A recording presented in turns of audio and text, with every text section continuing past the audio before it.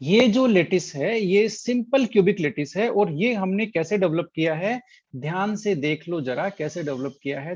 3 dimensional close packing तो ये है ना, forms 2 dimensional square close pack layer से, है ना। यानी कि 2 dimensional square close pack layer को यूज लेते हुए हमने ये 3 डायमेंशनल। अब इसमें जो ये एक, जैसे एक लेयर मैं आपको बताता हूं, ये जो लेयर है, ये जो लेयर है पार्टिकल की, ठीक है, ये पार्टिकल की लेयर है, ये लेयर, हाँ, ये जो लेयर है ये बेसिकली दूसरी लेयर के ऊपर रखी है। ये टॉप लेयर है, लेयर नंबर 4, ये लेयर नंबर 3, ये लेयर नंबर 2, ये लेयर नंबर 1। तो ये जो 1 2 3 4 है, इनके पार्टिकल एक दूसरे के एग्जैक्टली अबव है, 100% perfectly arranged, horizontally as well as vertically. ठीक है, तो इस तरह से ये जो अरेंजमेंट है, अब इसमें आप साफ साफ देख लो, देखो वन, जो फर्स्ट लेयर है उसके पार्टिकल के जस्ट ऊपर है सेकंड लेयर के पार्टिकल, उसके जस्ट ऊपर, मतलब exactly above, placed exactly above. ठीक है, तो वो ये जो हमने स्टेकिंग की है, ये जो स्टेकिंग का पैटर्न है, ये जो अरेंजमेंट का पैटर्न है, that that 3D arrangement is, that 3D close packing is which one, simple cubic lattice. This is the simple cubic lattice. Okay, ये जो 3D क्लोज पैकिंग होती है उसको बोलते हैं सिंपल क्यूबिक। अब आप पूछोगे सर सिंपल क्यूबिक क्यों? बिकॉज देखो लेटिस का जो टाइप है that depends only on type of UC, type of unit cell. ठीक है, तो यहाँ पर यूनिट सेल क्या दिख रही है आपको, इन्होंने चार जो स्पीयर्स हैं, है ना, चार टॉप लेयर के जो चार और सेकंड लेयर के चार, इनके चारों के कॉर्नर्स को ज्वाइन करके एक जो स्ट्रक्चर बनी है वो क्यूब है। आप देखो क्यूब है, और कौन सा क्यूब है, सिंपल क्यूब है ना, primitive type of cubic structure है। Primitive means particles are present only on corners. ठीक है, सिंपल प्रिमिटिव टाइप की प्रिमिटिव क्यूबिक यूनिट सेल है जिसको बोलते हैं सिंपल क्यूबिक, है ना। तो इसलिए ये देखो यूनिट सेल का टाइप क्या है, प्रिमिटिव क्यूबिक।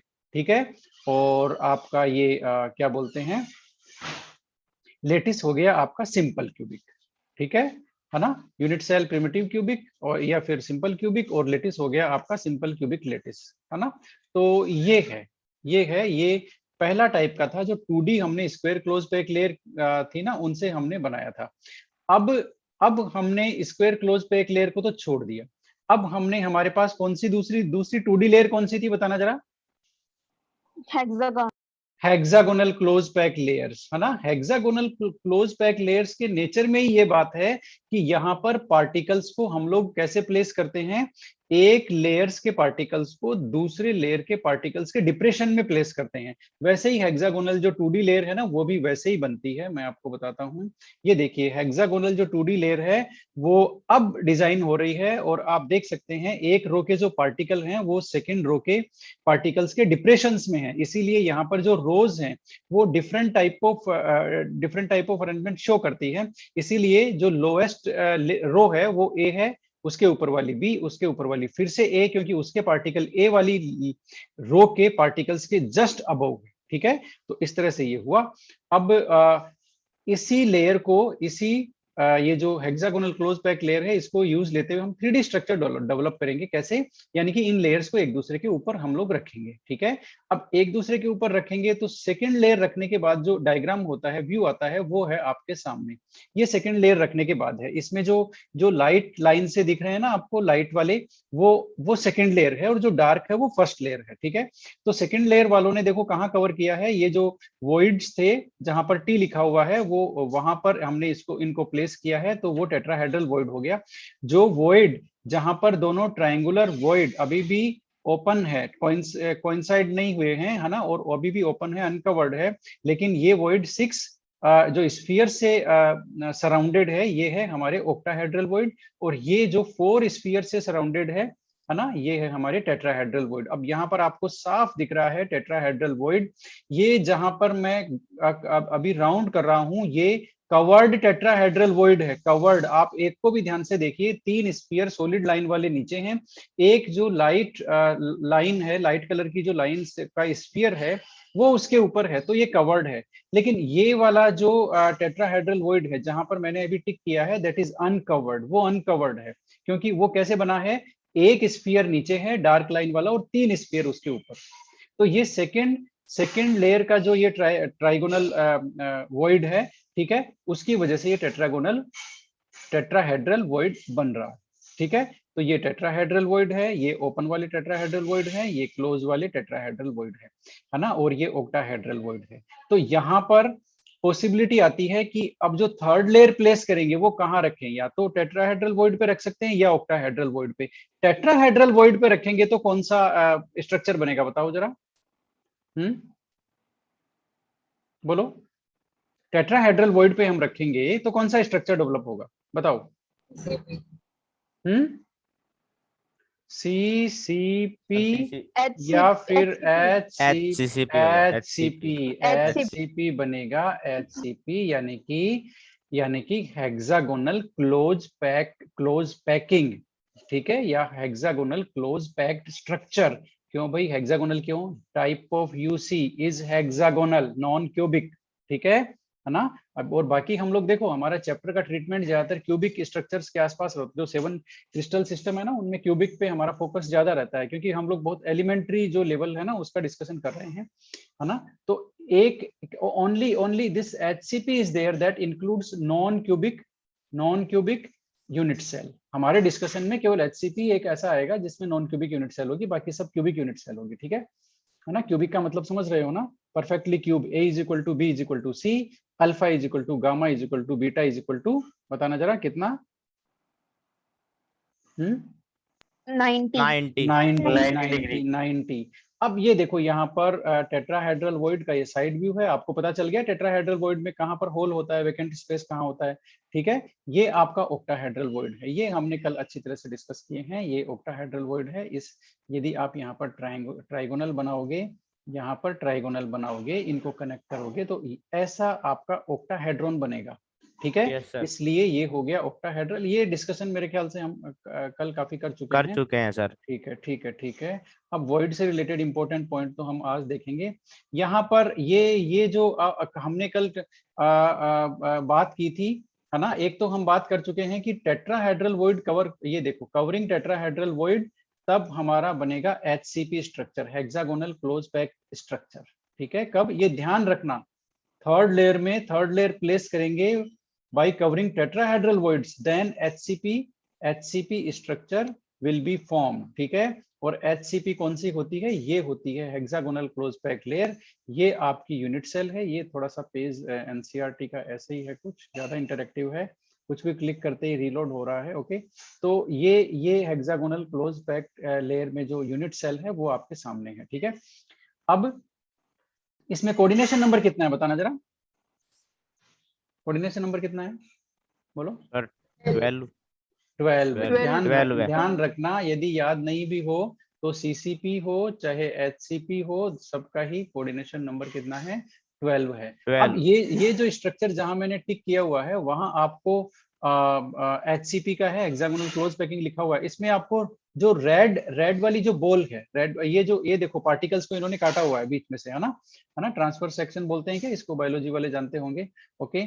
तो इसको, ये जो रेड कलर का जो पार्टिकल है जो सेंटर में है, उसका कोऑर्डिनेशन नंबर देखना है आपको। तो उसका कोऑर्डिनेशन नंबर इस A लेयर में कितना हुआ, इस A लेयर में इसका कोऑर्डिनेशन नंबर कितना है, 6 और 3। हाँ, अब देखो इसके ऊपर B लेयर है, उसके 3 पार्टिकल इसके कांटेक्ट में है, और इसके नीचे B लेयर है, उसके 3 पार्टिकल इसके कांटेक्ट में है। टोटल मिलाकर के कोऑर्डिनेशन नंबर 12, ठीक है, हो गया सर, टोटल 12। लाइकवाइज इन cubic close pack structure, cubic close pack structure में ये आपकी यूनिट सेल आपके सामने है, ये रही FCC। इसको देख लो जरा, ये फेस सेंटर्ड क्यूबिक है कि नहीं है, ये फेस सेंटर्ड क्यूबिक है कि नहीं है, देख लो जरा इसको। यस सर, है ना, फेस सेंटर्ड, हर फेस के सेंटर पे एक पार्टिकल है, ठीक है, यस। अब ऊपर जो स्टेकिंग पैटर्न है वो दिखाया हुआ है, हेक्सागोनल और क्यूबिक का स्टेकिंग पैटर्न दिखाया हुआ है, AB और ABC। तो हेक्सागोनल में तो देखो A लेयर है, उसके बाद B लेयर है, उसके बाद वापस A लेयर आती है, क्योंकि थर्ड जो रो, जैसे ही थर्ड लेयर प्लेस करेंगे, थर्ड लेयर के पार्टिकल टेट्राहेड्रल वॉइड पे प्लेस करते हैं, वैसे ही वो टेट्राहेड्रल वॉइड पे जैसे ही प्लेस करेंगे वो फर्स्ट लेयर के पार्टिकल्स के एग्जैक्टली अबव अरेंज हो जाएंगे। तो इस सिचुएशन में थर्ड लेयर और फर्स्ट लेयर सेम हो गई और हमारा अरेंजमेंट हो गया A B A B A B A B type, ठीक है, वो हो गया हेक्सागोनल। अब ये सेकंड वाला cubic close packing, cubic close packing में फर्स्ट लेयर और फोर्थ लेयर के पार्टिकल्स एग्जैक्टली अबव होते हैं एक दूसरे के, इसलिए फर्स्ट और फोर्थ सेम होती है, तो उस केस में फर्स्ट लेयर को बोलते हैं ए, सेकंड को बी, थर्ड को सी। तो ये डिफरेंट लेयर है ए बी सी, उसके बाद फोर्थ लेयर सेम होगी ए, तो ये हो गया ABC type of arrangement. Okay, ये कब बनता है एफसीसी, जब हम लोग क्या कवर करते हैं, हम लोग कवर करते हैं ऑक्टाहेड्रल वॉइड, ठीक है। ओके ओके ओके, ठीक है। अब फटाफट हम लोग एक टेबल बना लेते हैं, बहुत ही इंटरेस्टिंग हमारी टेबल है ना, और वो आप लोग देखते जाइए क्या क्या होता है क्या क्या नहीं होता है। तो हम लोग अब आ गए हैं उसी हमारा जो है पैटर्न है उसमें आ गए हैं। Yes, okay. तो आप लोग फटाफट जो 3D क्लोज पैकिंग वाली जो टेबल है ना, वो बना लीजिए, आप लोग लिख लीजिए 3D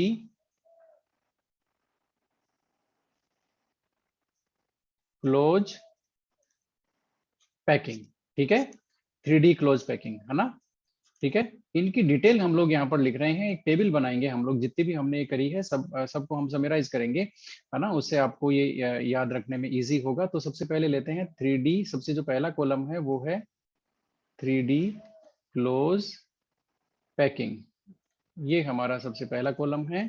सेकंड हमारा कॉलम है 3D क्लोज पैकिंग के बाद में हम यहाँ पर लिखेंगे कोऑर्डिनेशन नंबर, कोऑर्डिनेशन नंबर, फिर हम लिखेंगे पैकिंग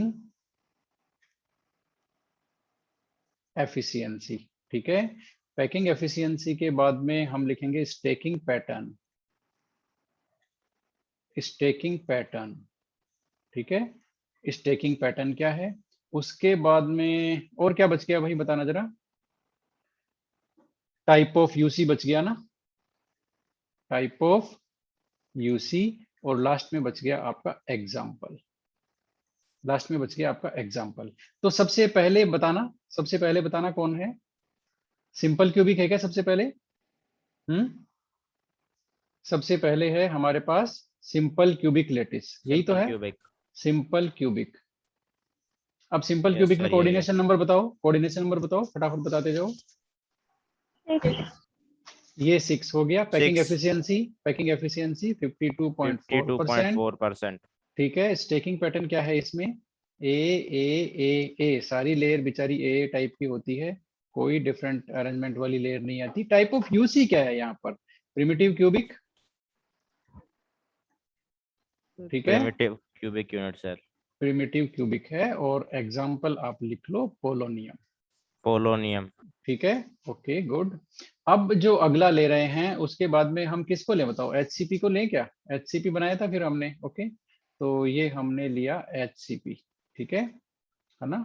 रादर ये जो एचसीपी है ये मेंशन किया जाता है स्मॉल लेटर्स में, एचसीपी, एचसीपी का मतलब तो हेक्सागोनल क्लोज पैकिंग, ये तो जान ही जाओगे, ठीक है। कोऑर्डिनेशन नंबर 12, पैकिंग एफिशिएंसी 74%, फटाफट लिखते जाओ। हाँ, और ये हो गया आपका एबी टाइप का अरेंजमेंट, और ये कौन सी होगी, टाइप ऑफ यूनिट सेल हो गई हेक्सागोनल, हेक्सागोनल। राइट, हेक्सागोनल हो गया। और एग्जाम्पल आप लोग इसके लिख लो भाई, इसके काफी अच्छे अच्छे एग्जाम्पल हैं, आपका जिंक है, आपका एमजी है, और आपका मोलिब्डेनम है, ठीक है। उसके बाद हम लोग चलते हैं, और हमने ये तो बना दिया एचसीपी, ठीक है, टेट्राहेड्रल वॉइड को कवर करते हुए। अब हम लोग ऑक्टाहेड्रल वॉइड को कवर करेंगे, सेकंड लेयर को, सेकंड लेयर के तो बनेंगे हमारे कौन से, बताना जरा, एफसीसी या सीसीपी स्ट्रक्चर, सीसीपी और एफसीसी, ठीक है। अब जो ये जो एफसीसी और सीसीपी है, सीसीपी यानी क्यूबिक क्लोज पैकिंग, एफसीसी यानी face centred cubic close packing, है ना, इनका मीनिंग अच्छी तरह से समझ लो, पढ़ लो, ठीक है। CCP means cubic close packing, और FCC means face centred cubic close packing, ठीक है ना। अब यहाँ पर कोऑर्डिनेशन नंबर 12, सेम 74% आपका पैकिंग एफिशिएंसी। स्टेकिंग पैटर्न अब आपका थोड़ा सा चेंज हो गया, क्योंकि आपने ऑक्टाहेड्रल वॉइड्स को कवर किया है, फर्स्ट और सेकंड, फर्स्ट और फोर्थ इसमें सेम होगा, ये देखो फर्स्ट और फोर्थ ए है, टाइप ऑफ यूसी, ये आपका हो गया फेस, बताना जरा, फेस सेंटर्ड क्यूबिक, ये भी आपका क्यूबिक है, केवल ये एक नॉन क्यूबिक टाइप का है जिसकी हम लोग यहाँ पर डिस्कशन करेंगे, उसमें केवल एक ही नॉन क्यूबिक आ रहा है। इसके एग्जांपल लिख लो फटाफट, C U A G A U N I P T, ये इसके एग्जाम्पल है, ठीक है। अब इतना तो हमने, देखो ये तीनों तो हमने बनाए हैं, हमने किए हैं, ठीक है। लेकिन एक स्ट्रक्चर और है जो कभी कभी हमारे डिस्कशन में आती है, वो भी क्यूबिक की है, इसलिए हम उसको साथ लेकर के चलेंगे, और वो है बीसीसी। क्या है बताना जरा, बोलो बॉडी भी। Centred cubic. Yes, body centred cubic close packing, बात समझ में आ गई, body centred cubic close packing, ठीक है ना। तो ये हो गया, आप इसको लिख लो, बॉडी सेंटर्ड क्यूबिक, बस body centred cubic close packing तो आप जानते ही हो। इसमें कोऑर्डिनेशन नंबर 8 है, और आपका पैकिंग एफिशिएंसी 68% है, और आपका ये जो स्टैकिंग पैटर्न है ये वही है जो एचसीपी का है, और यूनिट सेल आप जान ही गए, इसमें यूनिट सेल है बॉडी सेंटर्ड क्यूबिक, ठीक है। और आपके एग्जाम्पल हैं इसमें फर्स्ट ग्रुप के, है ना, फर्स्ट ग्रुप के कौन कौन से हो गए आपके, लिथियम, लीना के, ये लो, ठीक है। ये इसके एग्जांपल्स हो गए। तो ये देखो एक टेबल बन गई आपके सामने, 3D क्लोज पैकिंग के जितने स्ट्रक्चर हमने डिस्कशन किए हैं उनके सारे इंपॉर्टेंट पॉइंट आपके सामने आ गए, ठीक है। तो ये एक 3D जो स्ट्रक्चर्स का 3D क्यूबिक क्लोज पैकिंग जो हम लोगों ने किया है, ये उसका एक छोटा सा इंट्रोडक्शन है, ठीक है। तो इसी के साथ जो 3D स्ट्रक्चर्स थी उसको हम लोग करते हैं फिनिश। अब आप लोग पहचान जाओगे। सर 2 मिनट नीचे करना, हाँ हाँ, ये लो। लास्ट अब लिखना आप है लोग, कोई बीसीसी। बात नहीं, कोई बात नहीं, अब आप लोग पहचान लोगे ना। अब आप लोगों को पैकिंग एफिशिएंसी का आइडिया हो गया, stacking pattern, type of UC. अब आपको इतना तो पता चल ही गया कि क्रिस्टल लेटिस का टाइप वो होता है जो टाइप ऑफ यूसी होता है, ठीक है। यूनिट सेल का क्या टाइप है, यदि वो face centred cubic unit cell है तो वो वो क्रिस्टल लेटिस है, वो भी वही टाइप का हो गया, ठीक है। Face centred cubic close packing बोलेंगे उसको। यदि unit cell body centred cubic unit cell है तो उसकी क्लोज पैकिंग को बोलेंगे body centred cubic close packing, है ना। तो ये है, तो इसलिए ये कुछ एग्जांपल्स हैं मेटल्स के जो इस तरह का हो गया रहेंगे। सर। हो गया, यस यस यस। तो अब हम लोग चलते हैं आगे, और जो टॉपिक्स हमारा था वो ही लेते हैं, और वो है वॉइड्स। वॉइड्स, अब वॉइड्स का डिस्कशन देखो हम लोग काफी कर चुके हैं, है ना। कर चुके हैं कि नहीं कर चुके हैं, बताना जरा।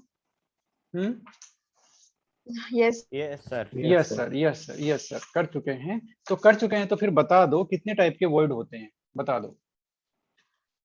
जो टू हम टाइप्स लोग के। दो होते हैं 3D, सर। टू हाँ टाइप्स के sir. Yes yes yes, 3D structure में हम लोग दो तरह के वॉइड हैं वो डिस्कस करते हैं, टेट्राहेड्रल वॉइड जिसको हम लोग लिखेंगे टीवी, ठीक है, और एक आपका yes sir. Octahedral. Octahedral void जिसको हम लोग लिखेंगे ओवी, ओके।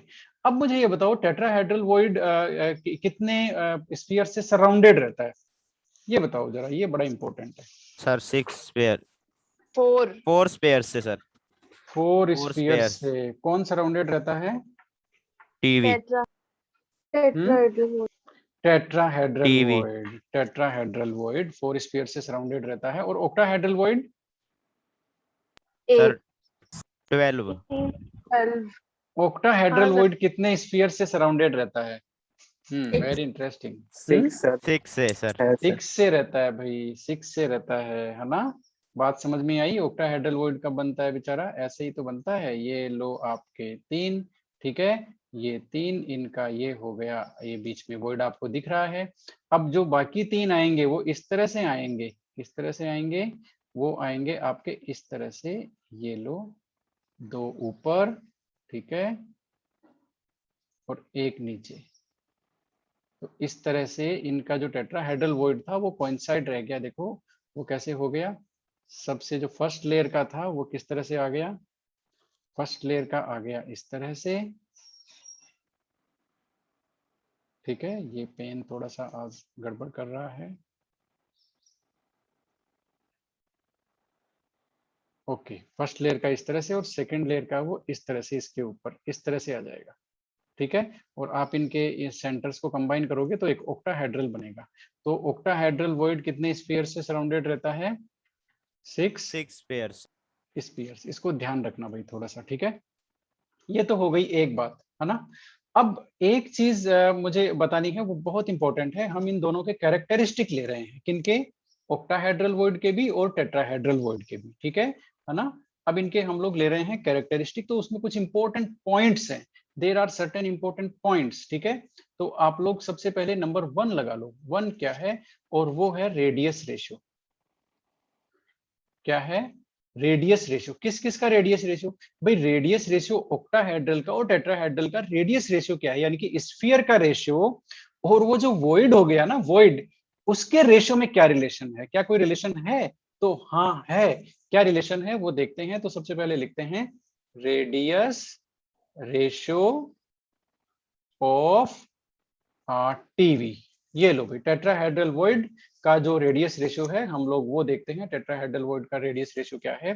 तो उसका हम लोग फॉर्मूला लिख देते हैं, वो है आर टीवी, यानी कि टेट्राहेड्रल वॉइड का रेडियस, और आर स्फीयर। ये लो, जो स्फीयर क्यूबिक वो 3D क्लोज पैकिंग कर रहे हैं ना, वो स्फीयर्स। तो स्फीयर्स के रेडियस और जो टेट्राहेड्रल वॉइड बना उसके रेडियस का क्या रेशियो है, ये रेशियो हम लोग देख रहे हैं। और ये रेशियो है आपका 0.225। ये किसके लिए है? नॉन आयनिक सॉलिड्स के लिए है। नॉन आयनिक सॉलिड्स आपके हो गए ना, कौन से? जानते तो होंगे आप लोग। जैसे क्या बोलते हैं, प्योर सोडियम ले तो वो आयनिक सॉलिड है कि नॉन आयनिक सॉलिड है? बताना जरा, बता भी दो। Sir sir ion. Pure sodium लेंगे हम लोग। हमने वहां पर क्लोरीन नहीं लिया है, हमारे पास प्योर सोडियम। आयनिक सॉलिड है कि नॉन आयनिक सॉलिड है, ये बताओ। Sir non ionic. Non ionic है। आयनिक तो वो हो गए ना जब कैटायन एनायन मिलेंगे सॉल्ट बनेगा, उसको हम लोग आयनिक सॉलिड बोलते हैं, ठीक है। तो टेट्राहेड्रल जो वॉइड है उसका ये रेडियस रेशियो आपके सामने है, ठीक है। और आर टीवी और आर स्फीयर का मीनिंग बहुत क्लियर है। आर टीवी का मतलब है radius of tetrahedral void, R sphere का मतलब है रेडियस ऑफ स्फीयर, ठीक है। इसमें कोई प्रॉब्लम नहीं है, आप लोग यहाँ लिख भी सकते हो। R TV is equal to radius of TV, और आर स्फीयर का मतलब हो गया रेडियस ऑफ जो क्लोज पैक्ड स्फीयर्स है ना, वो क्लोज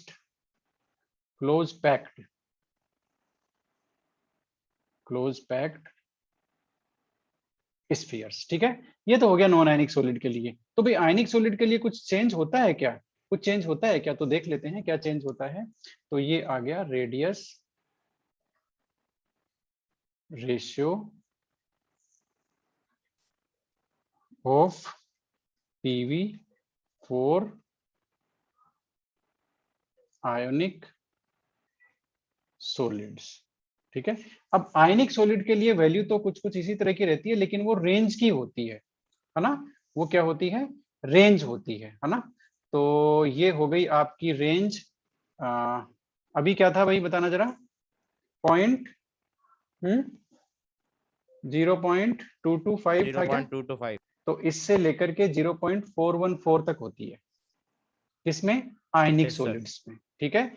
अब बात करते हैं रेडियस रेशियो किसका, नंबर 2 लेते हैं, रेडियस रेशियो ऑफ ओवी। अब इसका फॉर्मूला तो ज्यादा कुछ जरूरत नहीं है लिखने की। ये देखो, radius of OV is equal to radius of sphere. ये वैल्यू जो होती है किसके लिए? किसके लिए? नॉन आयनिक सॉलिड के लिए पहले देख लेते हैं, और वो है 0.414, ठीक है। 0.414 ये किसके लिए है? Non ionic solid. तो फिर आयनिक सॉलिड का क्या होगा भाई? फॉर आयनिक सॉलिड के लिए ये हो गया 0.414 टू 0.732, ये लो, ठीक है। तो ये हो गया किसके लिए? आपका क्या बोलते हैं, अब ये जो आप ध्यान रखना, ये रेडियस रेशियो को Ionic solids. हाँ हम दूसरे फॉर्मेट में और लिखेंगे इसको। ये बड़ा इंटरेस्टिंग डेटा है, ये जो आपके सामने आ रहा है या अभी हम लोग इसको डिस्कस कर रहे हैं टेट्राहेड्रल और ऑक्टाहेड्रल वॉइड के रेफरेंस में। बाद में हम इसको कैटायन और एनायन के रेफरेंस में डिस्कस करेंगे, ठीक है? इसलिए आप इन वैल्यूज को याद रखना, है ना? ये बड़ा इंटरेस्टिंग है। सेम डेटा को हम डिस्कस करेंगे लेकिन थोड़ा सा फ्लेवर चेंज करके, है ना? ठीक है, ओके। तो ये हो गया इंपॉर्टेंट पॉइंट नंबर 2। अब जो पॉइंट नंबर 3 आ रहा है, that is highly dangerous, highly useful, very informative, है ना? वो आप लोग लिख लो। और वो क्या है? वो है if number of spheres in 3D close packing is n। ये लो भाई, ये बड़ा इंटरेस्टिंग है, ध्यान से देखना। हम क्या लिख रहे हैं? यदि हमारे पास स्फीयर्स है जो 3D क्लोज पैकिंग परफॉर्म कर रहे हैं, उनका नंबर n है, तो इस सिचुएशन में नंबर ऑफ टीवी क्या हो जाएगा? वो हो जाएगा 2n। और नंबर ऑफ ओवी क्या हो जाएगा? वो हो जाएगा Equals to n. n। इसका मतलब ये हुआ कि ऑक्टाहेड्रल वॉइड क्या होता है? पर एटम 1 ऑक्टाहेड्रल वॉइड होता है ना? ऑक्टाहेड्रल वॉइड का मतलब ये हुआ जितने स्फीयर्स उतने ऑक्टाहेड्रल वॉइड, ठीक है ना? ये जैसे एफसीसी है, एफसीसी यूनिट सेल में 4 स्फीयर होते हैं, 4 पार्टिकल होते हैं ना, बीएसएफ 214 यही तो होता है। तो एफसीसी में क्या हुआ? आपका 4 पार्टिकल हुआ, इसका मतलब 4 ऑक्टाहेड्रल वॉइड होते हैं, ठीक है? अब एफसीसी में आपका नंबर ऑफ पार्टिकल 4 होता है, तो टेट्राहेड्रल वॉइड कितने होंगे? वहां पर 8 होंगे, वो 2n होगा। तो आप लोग इसको ये भी लिख लो, चाहे number of tetrahedral void is क्या होता है? Twice than number of spheres, ठीक है? यानी कि 2 टेट्राहेड्रल वॉइड हम लोग लिख सकते हैं 2 टीवी पर एटम इन यूसी। बात सही है क्या? बताओ Yes, जरा। sir. एक सही एटम है। पे कितने टेट्राहेड्रल वॉइड होंगे? 2। और दो ये होंगे। क्या हो गया? 1 ओवी पर Per atom. एटम या पर स्फीयर, रादर वी एटम तो फिर एटॉमिक स्पीशीज के लिए हो गया, है ना? हम इसको स्फीयर कर देंगे तो ये ज्यादा थोड़ा सा सही हो जाएगा।